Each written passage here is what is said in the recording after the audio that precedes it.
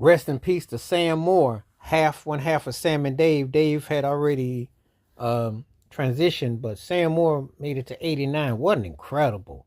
You know, Sam and Dave, those classic songs on Stax Records, written by the legendary, the late great Isaac Hayes and David Porter.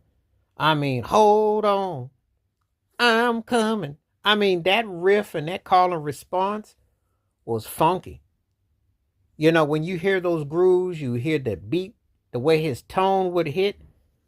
Sam Moore had a very strong, powerful voice.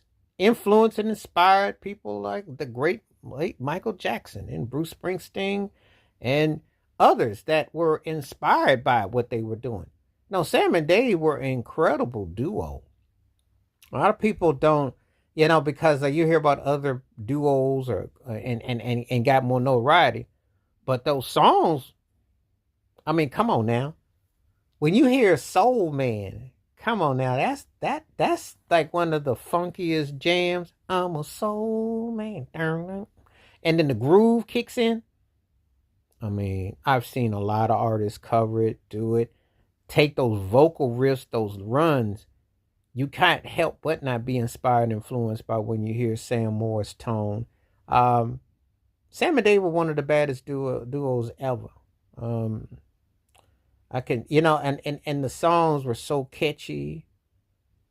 They were in the church sirens. They were every bit from Memphis Otis Redding to what Sam Cooke was doing back east, if you will. That whole church and secular, but R&B with a pop flavor. And the thing about it is, when you understand tone, you can hear that thing going in so many directions that it loans itself for versatility. It loans itself that it really represents something that feels earthy, feels alive, feels vibrant, feels strong. It never lets up.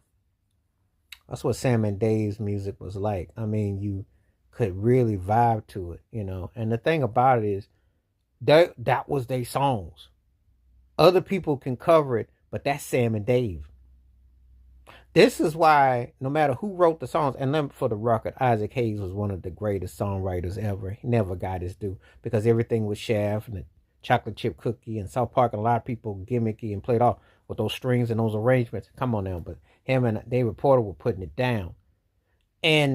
But when you look at the vocals, when you hear the tone, and you had what we call mustard collard green soul shouters back then, to still stand out when you had an Otis Redding, with a Wilson Pickett, with a James Brown, with a Joe Tex, with a Solomon Burke.